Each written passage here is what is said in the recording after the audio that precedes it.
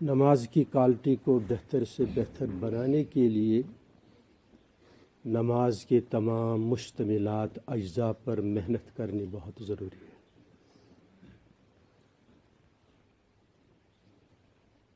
ہر ایک عام خاص مسلمان کے لیے ضروری ہے ان صورتوں پر خاص توجہ دے دے جو اکثر وہ نماز میں پڑھتا ہے، مثلاً سورہ عصر، سورہ کوثر، سورہ فلق، سورہ ناس، سورہ اخلاص۔ تو عام افادے کے لیے میں سورہ کوثر پڑھتا ہوں، آپ بھی میری مدد کیجیے۔ اعوذ باللہ من الشیطان الرجیم، بسم اللہ الرحمن الرحیم، انا اعطیناک الکوثر،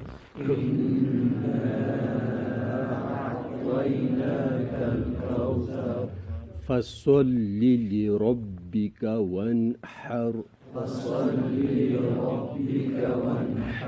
ان شانئک هو الابتر،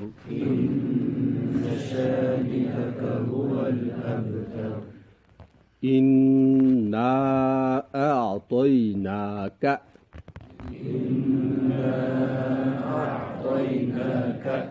بے شک ہم نے آپ کو عطا فرمایا، الکوثر، خیر کثیر، فصل، تو پڑھ لیجئے نماز، لربک، اپنے مربی ہی کے لیے، ان، بے شک، شانئک، آپ کا دشمن، هو الابتر، وہی بے نام و نشاں ہے، وہی۔ بس اب آپ خاموش رہیں۔ مختصراً عرض ہے، الکوثر خیر کثیر، بہت زیادہ خیر، اور آخرت میں اس کی شکل ہے جسے ہم کہتے ہیں حوض کوثر۔ لیکن ایک عجیب و غریب بات ہمارے بڑوں نے فرمائی ہے، وہ میرے لیے بھی بہت ہی عظیم الشان کلام ہے اور آپ کے لیے بھی۔ کیا دنیا میں حوض کوثر کے سرور کو حاصل کرنے کا کوئی طریقہ ہے؟ جواب دے دیتے ہیں حضرت شاہ عبدالعزیز دہلوی رحمۃ اللہ علیہ،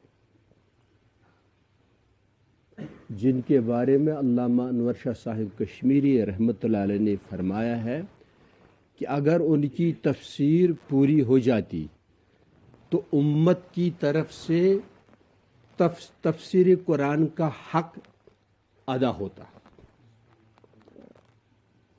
اتنی غیر معمولی شخصیت شاہ عبدالعزیز دہلوی رحمۃ اللہ علیہ، حضرت شاہ اللہ دہلوی رحمۃ اللہ علیہ کے فرض ارض۔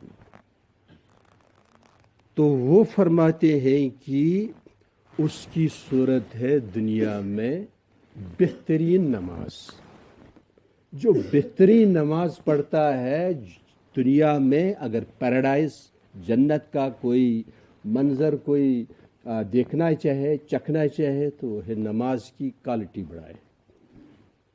اور استدلال اسی صورت سے کی، اسی آیت پاک کہ اللہ پاک فرماتے ہیں کہ ہم نے آپ کو الکوثر عطا فرمایا، پھر ساتھ ہی اچھا، فصل لربک،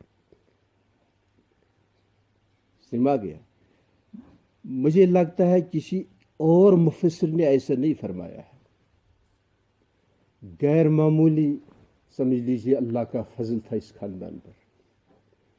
تو جب آپ اس پر گزریں دوران تلاوت تو ضرور یہ تفسیر یاد دلانا اپنے آپ کو، اپنی نماز کی کوالٹی بہتر سے بہتر روز بروز بڑھاتے چلا جائے. سمجھ گئے؟ تو دراصل میں نماز کے ساتھ ہم نہیں انصاف نہیں کرتے. اس کے لیے خاص تیاری اور پریپریشن کی ضرورت ہے کہ ظاہری وضو بھی ہو، باطنی وضو بھی ہو، دماغ کا بھی وضو ہو، دل کا بھی وضو ہو، سراپا آدمی حضور بن جائے. سمجھ گئے؟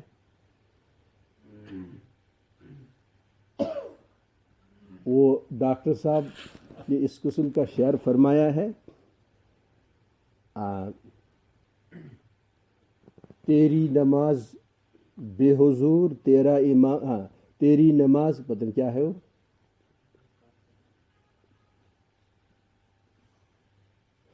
تیری نماز بے حضور تیرا امام بے سجود، ایسی نماز سے گزر ایسے امام سے گزر، دونوں کی چھٹی. دراصل ہم سب نماز کے ساتھ انصاف نہیں کر رہے. مثلا مفتی صاحب فتویٰ دے رہا ہے، اگر وہ دوران وضو اس نے دل دماغ کا وضو نہیں کیا تو نماز میں بھی فتویٰ کے ساتھ ہوگا نہیں، قاری سر قرات کے ساتھ ہوگا، کسی اور کا اور کوئی شغل ہوگا، وہ نماز میں اسی شغل کے ساتھ ہوگا. سمجھ گئے؟ اس لیے ہم لگ بھگ سب ہی میرے سمیت ظالم ہیں. یعنی نماز کے ساتھ ہم انصاف نہیں کر پاتے. اس واسطے بس طویل بات کی ضرورت نہیں ہے، آج اسی پر بس کرتا ہوں کہ واقعی جب نماز آداب حقوق کے ساتھ ادا کی جائے گی تو کچھ نہ کہیے کیا کیفیت محسوس ہوگی. اس لیے محنت کے بغیر، نماز کے لیے پریپریشن اور تیاری کے بغیر حقیقت نماز حاصل نہیں ہو سکتی. اس لیے سیدنا محمد عربی صلی اللہ علیہ وسلم فرماتے جعلت قرۃ عینی فی الصلاۃ. کوئی غم کی بات پیش آتی تو آپ نماز شروع فرماتے. سمجھ؟ نماز کہتے ہمارے بڑے یہ جامع العبادات ہے، جامع العبادات. اچھا، عرب کے ایک عالم میں سن رہا تھا ان کی تقریر، تو اس نے کہا کہ میرے پاس ایسے مسلمان نوجوان آ گئے جو خودکشی کرنا چاہتے تھے، لیکن وہ ایسے جوان تھے جو تارک الصلاۃ تھے، نماز نہیں پڑھتے تھے. پھر جب انہوں نے نماز شروع کر دی تو وہ سب شیطانی جذبات، خودکشی وغیرہ ناپاک جذبات سب خود بخود نماز کی برکت سے ختم ہو گئے. واللہ ہمارا دین عظیم الشان دین ہے، یہ کوئی دھرم مذہب نہیں ہے، یہ انبیاء کا دین ہے، سرور دو عالم کا دین ہے، رب العالمین کا دین ہے. ان الدین عند اللہ الاسلام. البتہ ہمارے بڑے فرماتے ہیں کہ ایک شریف آدمی وہ بکرا لے جا رہا تھا، تو دغاباز جیسے آج کل میڈیا والے ہیں، انہوں نے مشورہ کر کے وہ 3 جگہوں پر سمجھ لیجئے منتظر، انہوں نے انتظار کیا، 3 جگہوں پر رہے وہ، 1 2 3. تو ایک کے سامنے سے جب وہ گزر رہا تھا کہ ارے میاں جی یہ کتا کہاں سے لایا آپ نے، ہے کیا وہ؟ تجھے آنکھیں نہیں دکھائی نہیں، یہ کیا ہے؟ پھر آگے بیچارہ بڑھ گیا، ارے میاں صاحب آپ ٹھیک ہیں، اس کتے کو کیا کریں گے آپ؟ تو 2 بار پھر یہی تقریر اس نے سنی، غمگین سا ہو گیا. آگے جب چلا تو تیسری نے بھی یہی کہا، اس کتے کو کیا کرنا ہے؟ تو اس نے اس کو رسی سے اسے چھوڑ دیا. سما گیا. تو چلو کتے کو کیا کریں گے. وہی ہم کو ہو گیا ہے. میڈیا والے، سائنس والے، حالانکہ سائنس ہماری وراثت رہی ہے، کالجوں میں، اسکولوں میں، اور خاص طور پر میڈیا، یہ اعداء اسلام کے ہاتھوں میں ہے. یہود کے ہاتھوں میں ہے، نصارہ کے ہاتھوں میں ہے، سما گیا۔ وہ اسلام کو برا بھلا کہتے آئے ہیں اور کہہ رہے ہیں، اور پتہ نہیں کب تک یہ پروپیگنڈا کرتے رہیں گے۔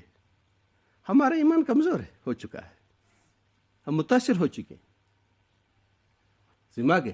اسلام کی عظمت ہمارے اندر بہت زیادہ ڈگریڈ ہو چکی ہے، اس پر انحطاط آ گئی، گراوٹ آ چکی ہے، عوام ہی میں نہیں، خواص میں بھی۔ اس واسطے اپنی ایمان کی خیر منانی چاہیے ہم سب کو، سما گیا۔ قسم وحدہ لا شریک، یہ غیر معمولی انعام ہے، الاسلام هو الانعام۔